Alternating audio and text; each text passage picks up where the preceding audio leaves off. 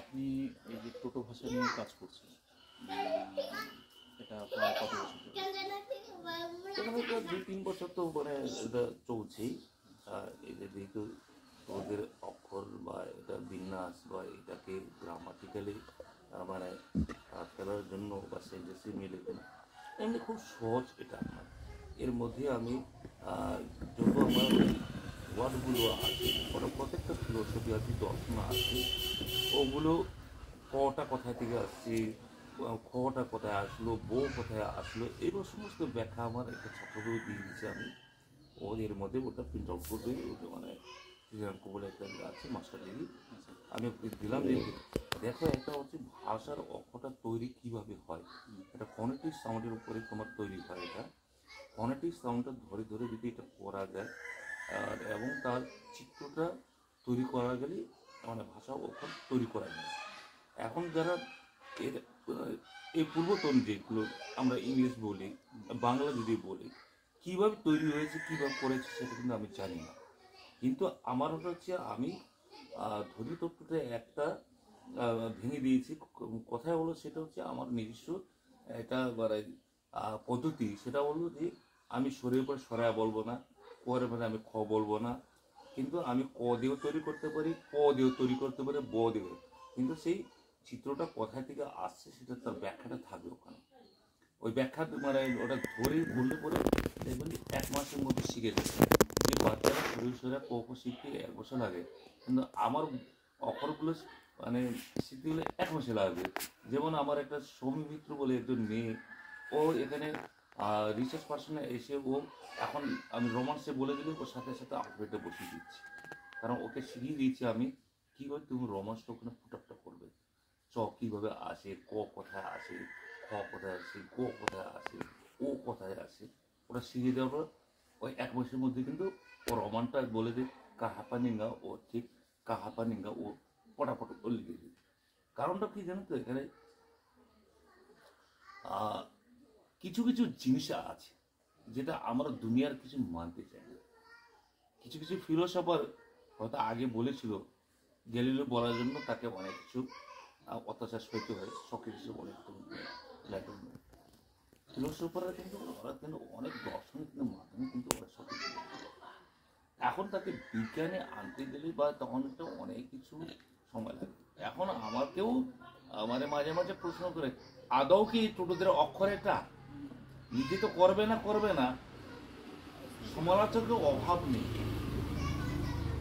সমালোচকের অভাব নেই বলেন তো, কিন্তু ওরা শিখতেও চাবে না, নিজেও করবে না, আর ওরা স্বীকার করতেও চায় না। এটা হচ্ছে আমাদের এই সমাজটা আপনার। অথচ দেখুন এটা কিন্তু বিজ্ঞানসম্মত, এটা এখন বিশেষ জ্ঞানটা হলো কি বিশেষ জ্ঞানটা এই জিনিসটা।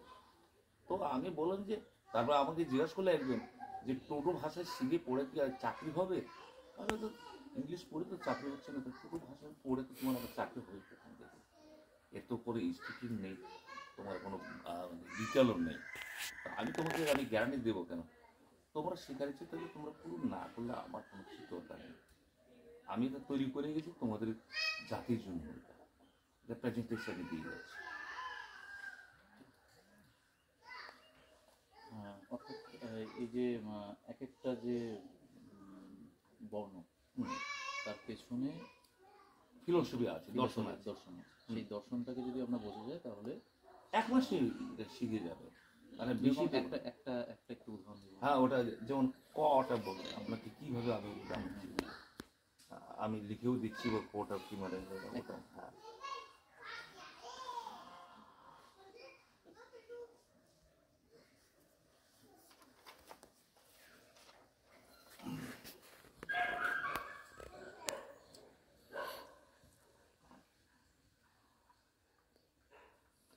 তাই এই কটা হচ্ছে মানে আমরা ফলাপটা সবসময় যদি করি যে এই যে ওটা তোমার এটা আছে বা এও মানে আমরা তো ইংলিশে এটা আসলে, এটা বাংলা আসলে, এটা টোটো ক।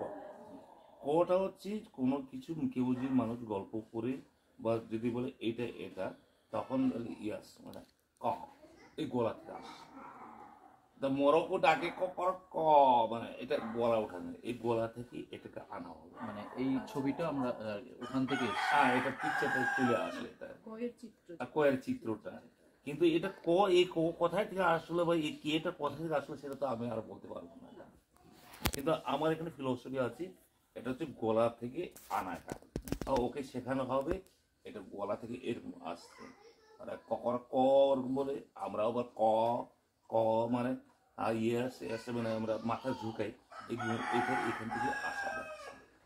তো এরকম করে পর যদি আমরা মানে এটা সব বর্ণ ব্যঞ্জন, যেমন আমার এখানে ই এটা আছে, আর ইটা আমরা ইংরেজি তোমার এটা বড় আপনার করে দিলাম, বা আমরা রসিকার যদি করে দিই ই, এটা হচ্ছে ইতা, ইতা মানে এখানে তিনের মতন এখানে ওটাকে আনা হলো, ওকে বোঝানো যায় এটা ইতে এখানে আসছে এইভাবে। এটা খুব খুব মানে অদ্ভুত কতগুলো শব্দ আছে, যেমন ল আছে, এটা এটা হচ্ছে এল, এল বা ল,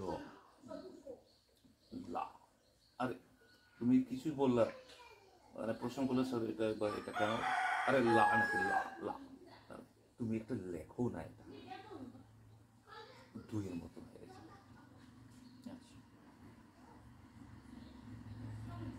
অর্থাৎ এরকম প্রতিটা বর্ণের পেছনে একটা করে গল্প, সব গল্প আছে একদম।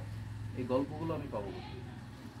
ওটা প্রিন্ট আউট হচ্ছে এখন, ওই মানে আমার একটা ছাত্র আছে, এই সপ্তাহের মধ্যে হয়ে যাবে মনে হয়, মুক্তারাম মেমোরিয়াল ওখানে ওকে দিয়েছি আমি, ও প্রিন্ট আউট করছে, কম্পিউটারকে বের করে দেবো। এটা গল্প আছে, বিশাল গল্প আছে, মানে এটাকে মানে যেমন আমরা অ্যাটমটাকে নিয়ে নিউট্রন মানে ইলেকট্রন, নিউট্রন, প্রোটন করেছি, এটাও হচ্ছে এটাকে এই শব্দধ্বনি ভাঙা হয়েছে, যেটা যেমন চিরাচরিত অনুকরণ অনুসরণ করতে হবে না, এটার থেকে আবার ওয়ার্ড হয়ে যাচ্ছে, ওয়ার্ড থেকে এবার সেন্টেন্সটা বসিয়ে দিতে হবে। তার অসুবিধা কোথায়? কেন সরে সরে ক খ গ ঘ এরকম করে পড়ে যাবে মানুষ? এটা হচ্ছে একটু মজাদার। মানে টোটাল যে কটা বর্ণ আছে, প্রায় 33টার মতো, 33টা বর্ণ, তাই তো? হ্যাঁ, কিন্তু খুব মজাদার বিষয় এগুলো। বর্ণের পেছনে প্রত্যেকটার পেছনে একটা করে, হ্যাঁ, এটা সব আছে, ওটা প্রিন্ট করা হচ্ছে। এই গল্পগুলো একটু, হ্যাঁ, এই তিনটে তো বুঝলামই। হ্যাঁ, আচ্ছা, এবার যে বিষয়টা দাঁড়ালো, বাংলা ভাষায় যেমন আমরা পর পর পর পর দেখি অ আ, এখানে কি টোটো ভাষার ক্ষেত্রেও সেরকম স্বরধ্বনি ব্যঞ্জনধ্বনি আলাদা কিছু আছে? ব্যঞ্জন আলাদা আছে, মানে সর্বনাম আলাদা আছে, কিন্তু এটা কিন্তু অনুসরণ বা অনুকরণ নয়, মানে যে কোনো অক্ষর দিয়ে আপনি শিখতে পারেন। সব মিলে 33টা আছে। হ্যাঁ, 33টা স্বর আর ব্যঞ্জন। হ্যাঁ, এটার তো ছবি আপনার কাছে আছে? হ্যাঁ, আছে। ওটা আছে। তা আসলে কি এটা এটা তৈরি করেছি, এটা আমার নিজের ইচ্ছায়।